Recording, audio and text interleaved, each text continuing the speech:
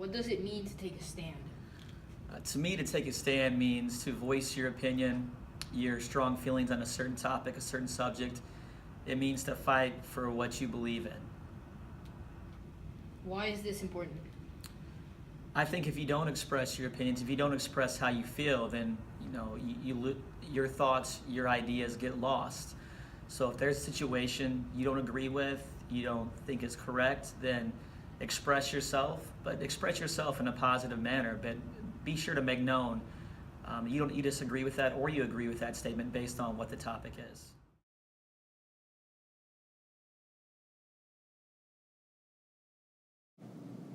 February 21st, 1916, the start of the Battle of Verdun, the bloodiest battle of World War I.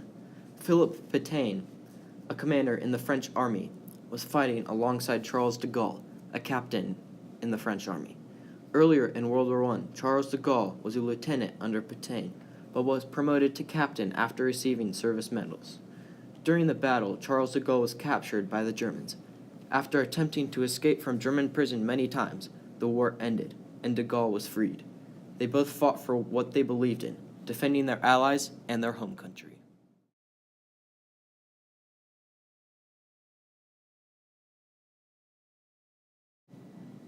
"22 years after World War I ended, an angered Germany stormed France. The French army was overwhelmed by the quick and powerful attack.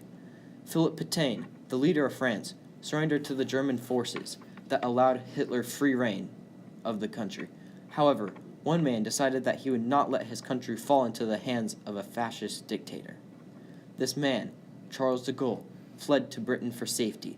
There, he made an announcement to the people of occupied France, giving a message of hope and freedom.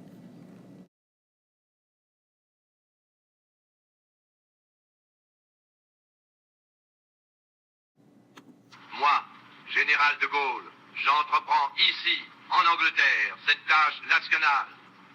J'invite tous les militaires français des armées de terre, de mer et de l'air. J'invite les ingénieurs et les ouvriers français spécialistes de l'armement qui se trouvent en territoire britannique ou qui pourraient y parvenir à se réunir à moi.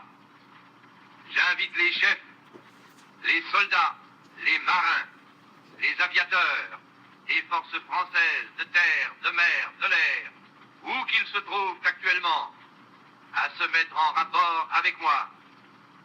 J'invite tous les Français qui veulent rester libres à m'écouter et à me suivre. Vive la France, libre dans l'honneur et dans l'indépendance.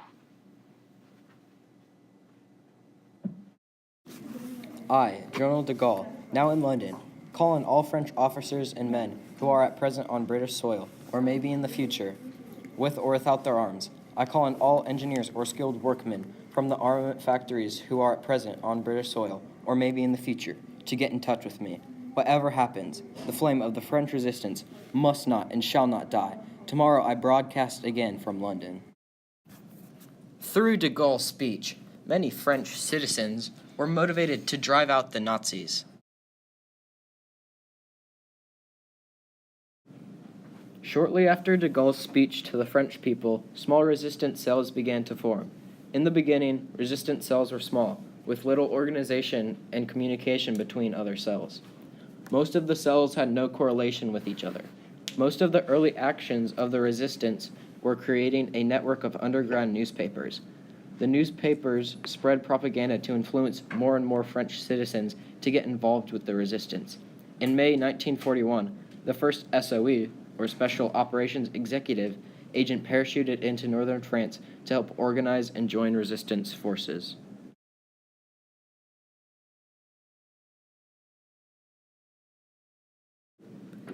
After a difficult and slow start of the resistance, on June 22, 1941, the resistance groups joined forces to create one large group. Back in England, Charles de Gaulle, with the help of the British government, set up the Central Intelligence and Operation Agency. This agency helped coordinate resistance attacks. The agency also sent SOE agents and supplies into France. This allowed the resistance groups to organize stronger and more frequent attacks on the Vichy government and German forces. Early in 1942, John Moulin parachuted into France from England to help unify the resistance groups. The resistance became more effective in 1943. By this time, the resistance attacked the rail system more frequently. They sabotaged the rail systems. This stopped the movement of German equipment. Resistance groups also attacked factories that produced products for war. They used explosives to eliminate the factories from resuming production for the rest of the war. They also engaged in heavy fighting with German forces more frequently. However, in June 1943, John Moulin, second in command of the French resistance, was betrayed to the Gestapo. He was tortured and died en route to a concentration camp.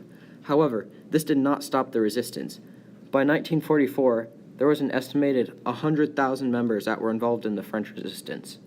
In the weeks before D-Day, the resistance sent 3,000 written reports and 700 wireless reports to the Allies about German movements and positions. Resistance groups also destroyed approximately 1,800 railway engines, along with the 2,400 destroyed by Allied bombers. This completely dismantled the railway system throughout France, slowing down the movement of German weapons and equipment. Hours after the D-Day invasion began, the French resistance completed nearly 1,000 acts of sabotage. This prevented German forces from arriving in northern France quickly. Instead, Allied forces were able to punch a hole through the German defense. As a result, Allied forces began their land assault, eventually pushing German forces back to Germany and defeating them. In August 25, 1944, Paris was liberated, and France was free from the Germans.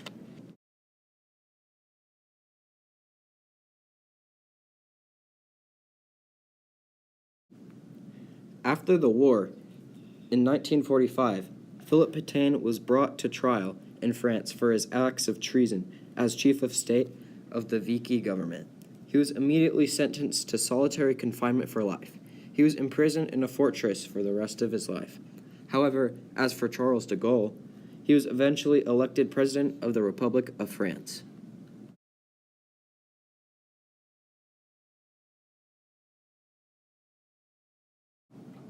The French resistance, led by Charles de Gaulle, was a tremendous example of taking a stand for what's right.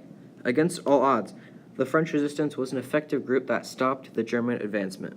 They played a tremendous role of the D-Day invasion, stopping reinforcements and gathering information about the enemy.